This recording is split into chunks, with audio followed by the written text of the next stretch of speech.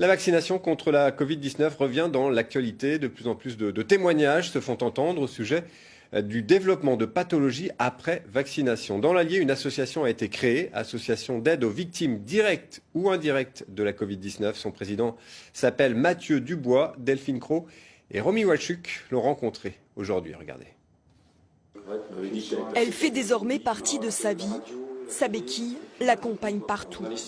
Ça fait déjà 20 mois. 20 mois. Ouais, déjà. Ça tourne. Où tous les jours le matin, mon corps me rappelle que on est malade.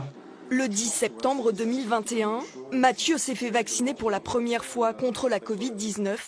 Le lendemain, son état de santé s'est brutalement dégradé. J'ai commencé à avoir des douleurs dans le bas du corps, qui s'est propagé dans tout le corps par la suite. Donc des douleurs, des spasmes, des fourmillements, des brûlures, des raideurs, beaucoup de douleurs, énormément de fatigue. J'ai jamais eu de soucis de santé particuliers avant tout ça. Et du jour au lendemain, où vous marchez pratiquement plus, on se dit qu'il y a forcément quelque chose qui est lié avec cette injection. Des symptômes neurologiques qui ont bouleversé sa vie. Aujourd'hui, il se bat pour être entendu. Je ne suis pas anti-vax, je ne suis pas complotiste. Je crois à la science. Il ne faut pas oublier qu'une injection, c'est un médicament. Donc on sait que chaque médicament, il peut avoir un effet secondaire. Donc là, effectivement, tant mieux si ça peut aider beaucoup de gens et c'est le but. Mais on fait partie malheureusement d'une minorité où aujourd'hui, on n'est pas reconnu, on est mis de côté.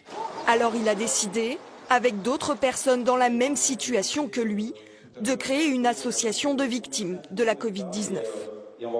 La première réunion, on était 25 personnes. Là, on va tabler sur 60, 70. On est 80 dans l'association. On a des contacts partout en France, même dans les dom-toms.